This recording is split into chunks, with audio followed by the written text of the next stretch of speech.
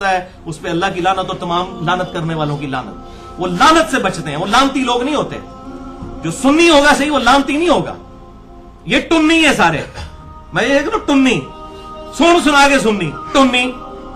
اور سنی وہ ہوتا ہے جو بکش مسلمان ہو, کتاب و سنت کے مطابق اپنے عقائد رکھتا ہو. تو اب میں آپ کو بتا دیتا ہوں اس کے اندر پوری حدیث دلائل النبوہ 2506 نمبر. انہوں نے تو صرف لکھا وَكَانَ يَكْتُبُ الْوَحِي, وہ وہی لکھا کرتے تھے. اے دسنا جناب کی لکھتے سن.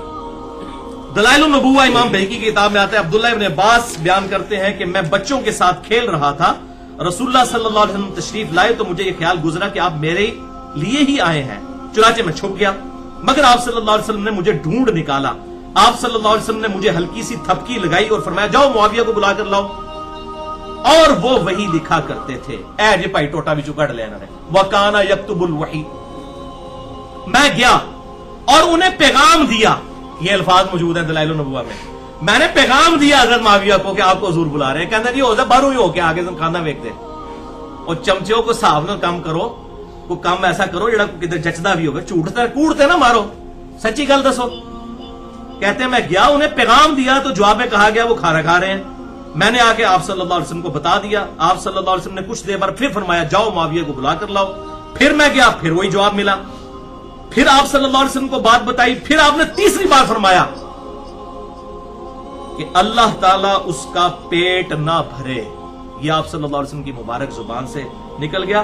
اچھا وہ کہتے ہیں جناب یہ دعا دی ہے ان کو, اس کا پیٹ نہ بھرے, یہ دعا دی ہے. اچھا وہ آگے الفاظ موجود ہیں, دعا کیا دی ہے, آگے الفاظ بھی دیکھیں. اسی حدیث کے راوی سیدنا ابو حمزہ فرماتے ہیں کہ پھر حضرت معاویہ کا پیٹ پوری زندگی کبھی نہیں بھر سکا. انہوں نے دعا نہیں لکھا, انہوں نے کہا انہوں نے ٹیڈ نہیں پھر کدے پڑیا. یعنی وہ دنیا داری والا معاملہ ان کے اوپر غالب ہو گیا. مراد یہ وہ راوی حدیث کا کہنا کہتے ہیں نا, حدیث کا راوی فارم جانتا ہے.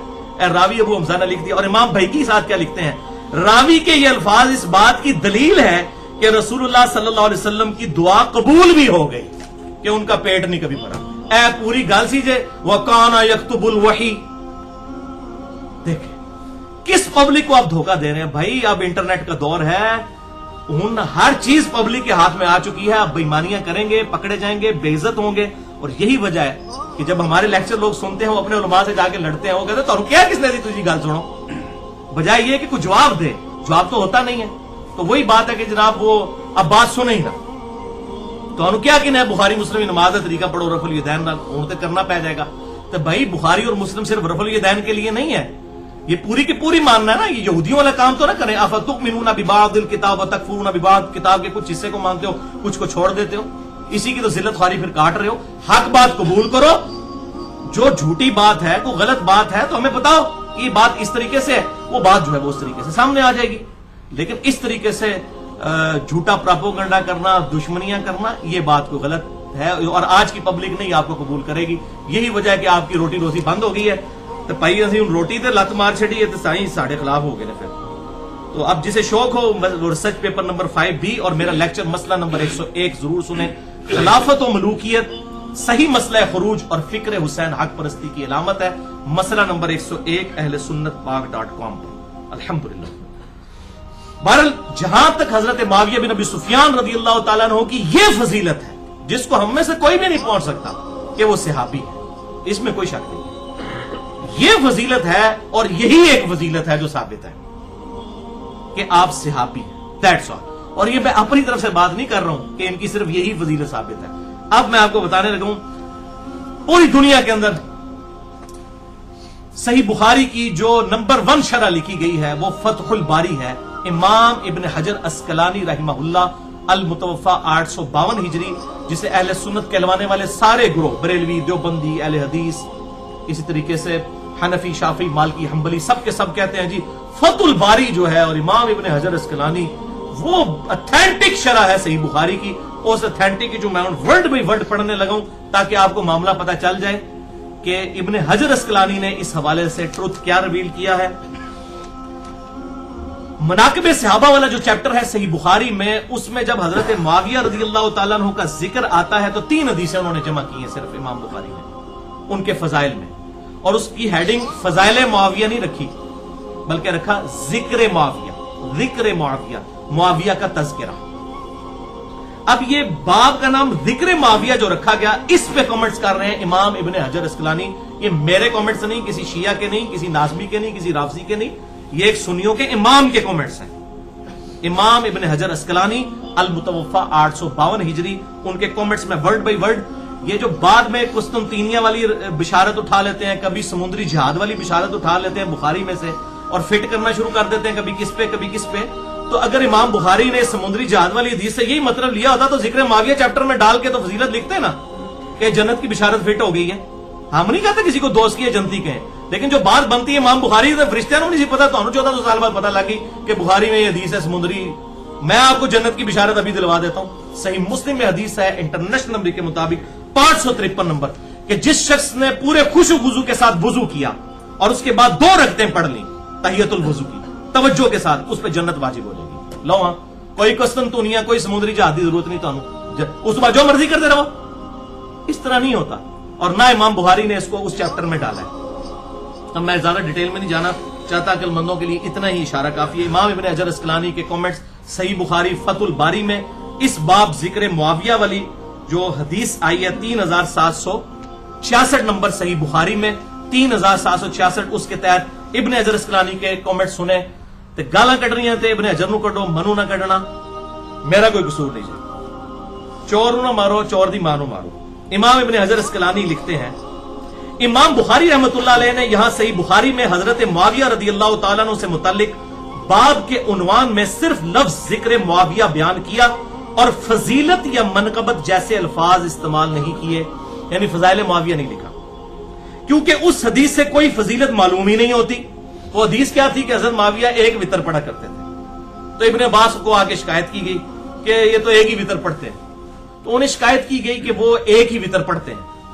شکایت تو انہوں نے کہا وہ صحابی ہیں، ان کو چھوڑ دو، فقیہ ہیں وہ، اگر یہ کام کر رہے ہیں تو ان کے اوپر کوئی یہ ہے جناب. اس میں سے انہوں نے لکھا ہے کہ فقیہ اور صحابی ہم مانتے ہیں الحمدللہ، عقلمند صحابی تھے، بہت عقلمند تھے، ہم مانتے ہیں، اس میں کوئی شک نہیں ہے. تو یہ فضیلت نکلی ہے، اور اس حدیث کے تحت یہ سارے کامنٹس چل رہے ہیں ابن حجر اسقلانی کے. تو وہ کہتے ہیں کہ امام بخاری نے لفظ فضیلت یا منقبت جیسے الفاظ ذکر نہیں کیے کیونکہ اس حدیث سے کوئی فضیلت معلوم ہی نہیں ہوتی. یہ ابن حجر لکھ رہے ہیں، میں نے نہیں. البتہ ابن عباس کا حضرت معاویہ کے لیے فقیہ اور صحابیت کا بیان کرنا بطور فضیلت کافی ہے. تاہم امام ابن ابی عاصم رحمہ اللہ نے حضرت معاویہ کے مناقب میں ایک رسالہ لکھا ہے. اسی طرح کا کام ابو عمر غلام نے بھی کیا اور ابو بکر نقاش نے بھی کیا، اور امام ابن جوزی المتوفا 597 ہجری جنہوں نے جزید کے خلاف کتاب بھی لکھی ہے، محدث ابن جوزی، انہوں نے من گھڑت احادیث کی نشاندہی کرنے والی ان کی مشہور کتاب الموضوعات میں بھی کچھ روایتیں ذکر کی ہیں. کتنے کیتیاں نے؟ الموضوعات. یہ انگوٹھے چومنے والی حدیث بھی الموضوعات میں ہے. وہ ہم بریلویوں سے والا مانے، وہ کہتے ہیں موضوعات شریف. موضوع کہتے ہیں گھڑی ہوئی حدیث. اے بھی یہ حضرت معاویہ دی بڑی فضیلتاں آئی ہیں نا، موضوعات شریف اس نے گھڑی ہوئی حدیث ہے. یہ ابن جوزی لکھتے ہیں موضوعات شریف، یہ موضوعات بھی شریف ہو گیا. میں بھی کچھ روایتیں ذکر کر کے امام اسحاق بن راہوی المتوفا 238 ہجری جو امام بخاری کے استاد ہیں، ان کا قول ابن جوزی نے نقل کیا کہ حضرت معاویہ کی فضیلت میں صحابیت کے سوا کوئی بھی چیز ثابت نہیں ہے. امام ابن حجر اسقلانی مزید لکھتے ہیں یہی وجہ ہے کہ امام بخاری نے بھی اپنے استاد امام اسحاق بن راہوی المتوفا 238 ہجری پر ہی اعتماد کیا ہے اور حضرت معاویہ کے ذکر میں لفظ فضیلت یا منقبت استعمال کرنے سے گریز کیا. تاہم اپنی گہری نظر سے ایسا استنباط فرمایا، یعنی حضرت معاویہ کو صحابی ثابت کیا کہ جس سے روافظ کی بھی سرکوبی ہو جائے. یہ مردود جو رافضی کہتے ہیں کہ نعوذ باللہ وہ منافق تھے یا کافر تھے، حضرت معاویہ بن ابی سفیان رضی اللہ تعالیٰ عنہ، ان کا بھی رد کیا انہوں نے تاکہ یہ ثابت ہو جائے کہ وہ صحابی تھے، انہوں نے کلمہ پڑھا تھا، مسلمان ہوئے تھے. اور امام نسائی المتوفا 303 ہجری کا واقعہ اس بارے میں مشہور ہے. انہوں نے بھی اپنے استاد امام نسائی کے بھی استاد ہیں، امام بخاری کے بھی استاد ہیں امام اسحاق بن راہوی المتوفا 238 ہجری، ان پر اعتماد کیا اور اپنی مشہور کتاب فضائل صحابہ میں کوئی بھی حدیث حضرت معاویہ کی فضیلت میں ذکر نہیں کی. اور پھر امام حاکم المتوفا 405 ہجری کا بھی قصہ اسی طرح ہے. امام ابن جوزی المتوفا 597 ہجری نے عبداللہ بن احمد سے ان کے والد امام احمد بن حنبل کا مکالمہ بھی نقل کیا ہے. جو انہوں نے اپنے والد احمد بن حنبل سے پوچھا، یہ ہے بڑی کریٹیکل بات جو امام ابن جوزی المتوفا 597 ہجری نے نقل کی ہے۔ امام احمد بن حنبل سے ان کے بیٹے نے پوچھا کہ سیدنا علی بن ابی طالب اور حضرت معاویہ بن ابی سفیان رضی اللہ تعالی عنہما کے اختلاف سے متعلق آپ کی کیا رائے ہے؟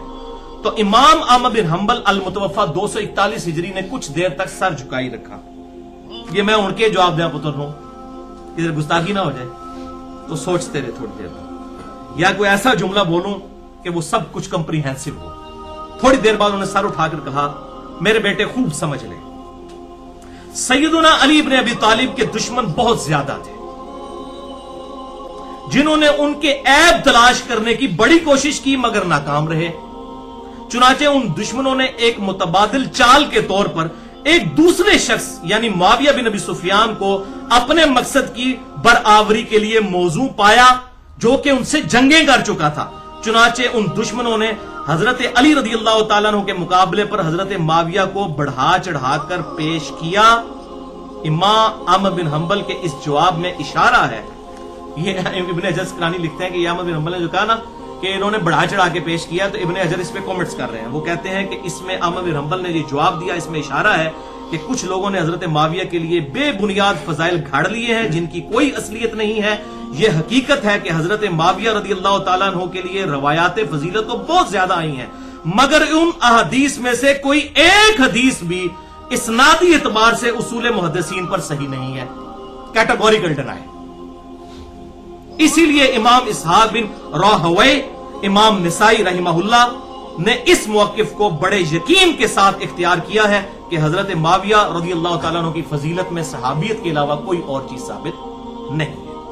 یہ ہے بھائیو وہ ساری چیز۔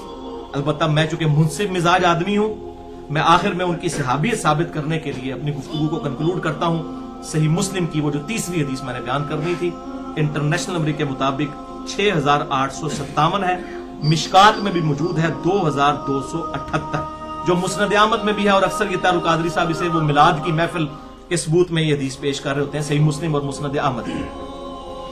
ابو سعید خدری رضی اللہ تعالیٰ عنہ کہتے ہیں کہ ایک دن حضرت معاویہ بن ابی سفیان رضی اللہ تعالیٰ عنہ مسجد میں تشریف لائے تو کچھ صحابہ کرام، کچھ تابعین بیٹھے ہوئے آپس میں گفتگو کر رہے تھے، تو حضرت معاویہ ان کے قریب آئے اور کہا کہ یہاں تم کس لیے بیٹھے ہو؟ تو انہوں نے کہا ہم اللہ کا ذکر کرنے بیٹھے ہیں، اللہ رسول کی باتیں کر رہے ہیں۔ تو حضرت معاویہ نے کہا کہ اللہ کی قسم اٹھا کر کہو کہ تم اسی کام کے لیے بیٹھے۔ انہوں نے کہا کہ اللہ کی قسم ہم صرف اللہ تبارک و تعالیٰ کے ذکر کے لیے یہاں پر بیٹھے ہیں۔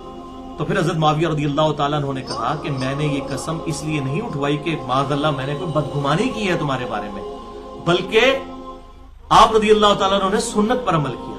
آپ کہتے ہیں ایک دفعہ ہم بھی اسی طریقے سے مسجد میں بیٹھے ہوئے تھے اور آپ صلی اللہ علیہ وسلم تشریف لائے ہمارے پاس، اور آپ نے ہم سے پوچھا کہ تم کس لیے بیٹھے ہو؟ تو ہم نے کہا کہ ہم اس چیز پر شکر ادا کرنے کے لیے بیٹھے ہیں کہ اللہ تعالیٰ نے ہمیں اسلام کی دولت عطا فرمائی، مرنے سے پہلے حق دکھا دیا، الحمدللہ، اس پہ اللہ کا شکر ادا کر رہے ہیں۔ تو حضور صلی اللہ علیہ وسلم نے فرمایا اللہ کی قسم اٹھاؤ کہ اسی لیے بیٹھے ہو۔ تو کہا یا رسول اللہ اسی لیے بیٹھے ہیں، اللہ کی قسم اٹھاتے ہیں۔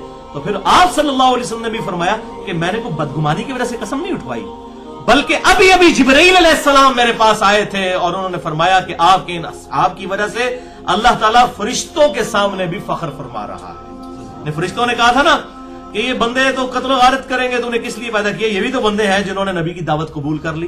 تو اس حدیث سے میرے نزدیک حضرت معاویہ رضی اللہ تعالیٰ کی یہ فضیلت ثابت ہوتی ہے، ان کی صحابیت اور ان کا اسلام لانا۔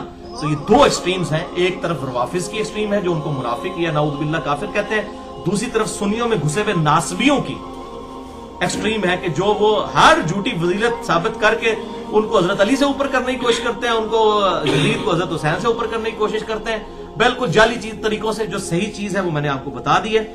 تو یہ اس سے وہ ربیع الاول کا وہ کہتے ہیں میلاد کی محفل منا رہے تھے، اس میں کہیں میلاد نہیں لکھا بھائی میرے، وہ تو شکر ادا کر رہے تھے، جیسے یہاں ہم درس قرآن کے لیے جو لوگ جمع ہیں تو اللہ کا شکر ادا کر رہے ہیں، وہ یہ کر رہے تھے، میلاد وغیرہ نہیں منا رہے تھے۔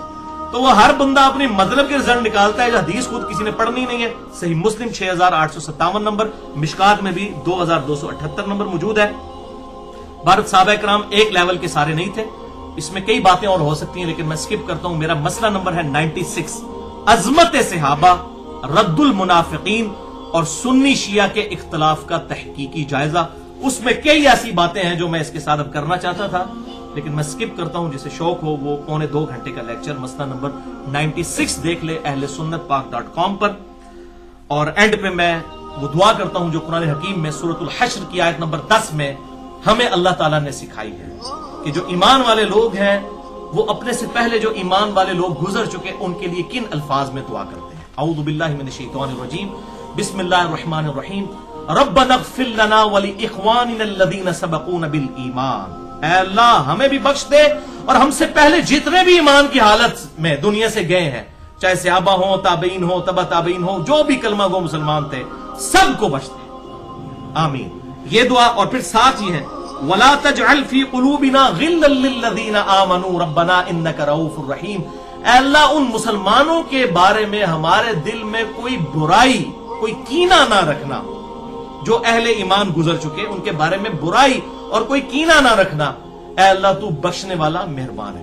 اب یہ غلطی کا بیان کرنا کوئی کینہ نہیں ہے ورنہ میں اس میں آپ کو ایک اینٹی وینم اور پھکی کے طور پر علم الکلام کے طور پر الزامی جواب دے دوں. صحیح بخاری اٹھا کے آپ دیکھ لیں حضرت وحشی نے اسلام قبول کر لیا فتح مکہ کے بعد. آپ صلی اللہ علیہ وسلم نے فرمایا وحشی تیرا اسلام قبول. یہ بخاری شریف ہے کوئی سٹوری بک نہیں میں پڑھ رہا. وحشی والے چیپٹر میں آپ دیکھ لیں اس کے اسلام لانے والے واقعے میں تیرا اسلام قبول ہے لیکن مجھے اپنی شکل نہیں دکھانی تمہیں کیونکہ مجھے اپنا چچا یاد آتا ہے حمزہ. اب حمزہ کوئی عام انسان تو نہیں تھے. حضور صلی اللہ علیہ وسلم کے دودھ پیتے بھائی بھی تھے چچا بھی لگتے تھے تو آپ کو اپنا دکھ نہیں بھولا. تو جن لوگوں نے حضرت حسین کو تکلیفیں دیں وہ کس منہ سے چاہتے ہیں کہ جی ہم جو ہے وہ ان لوگوں کے بارے میں اگر اللہ کے محبوب جن کے بارے میں قرآن کہہ رہا ہے بالمؤمنین رؤوف الرحیم جو وحشی کے لیے رؤوف الرحیم تھے انہوں نے بھی اپنے جذبات میں یہ بات کی کہ مجھے اپنی شکل نہیں دکھانی ہے. تو اب لگائیں فتویٰ کہ آپ ان کے دل میں بغض تھا وحشی کا؟ نہیں بغض نہیں تھا بس آپ کو تکلیف ہوتی تھی میرے سامنے لگائے. اسی طریقے سے جن لوگوں نے حضرت حسین کو یا حضرت علی کو یا خلفائے راشدین کو تکلیف دی ہیں ہمیں ان کے بارے میں ہمارے دل میں بھی رنج موجود ہے. اس سے زیادہ کچھ نہیں ہے. ہم تو کہتے ہیں سب کو اللہ تعالیٰ بخش دے. ہمارے سے پوچھ کے کسی نے جنت میں نہیں بھیجنا کسی کو. اور نہ یہ بات ہے کہ سب کے سب بلا حساب و کتاب بخشے جائیں گے. یہ بھی بالکل جعلی بات ہے. وہ 70,000 لوگ ہی بلا حساب و کتاب جانے ہیں جن میں حضرت عکاشہ شامل ہیں بخاری اور مسلم میں اور باقی لوگ شامل نہیں ہیں. یہ کوئی اتنا سیدھا معاملہ نہیں ہے کہ جس نے بھی آپ کو دیکھ لیا اور بلا حساب و کتاب ہی جنت میں چلا گیا. ورنہ صحیح مسلم کھول کے دیکھ لیں مطعم نامی غلام تھا جو آپ صلی اللہ علیہ وسلم کی سواری کا کجاوا کسا کرتا تھا اور آپ کو سفر و حضر میں وضو کروایا کرتا تھا. خیبر کے موقع پر اسے نامعلوم تیر لگا اور وہ شہید ہو گیا. صحابہ نے کہا تو سیدھا جنتی ہے. اسی بھی یہی کہنا سی. آپ فرمایا تم جنت کی بشارت دے رہے ہو جبکہ اس نے خیبر کے مال غنیمت میں سے ایک چادر چوری کی تھی اور میں دیکھ رہا ہوں کہ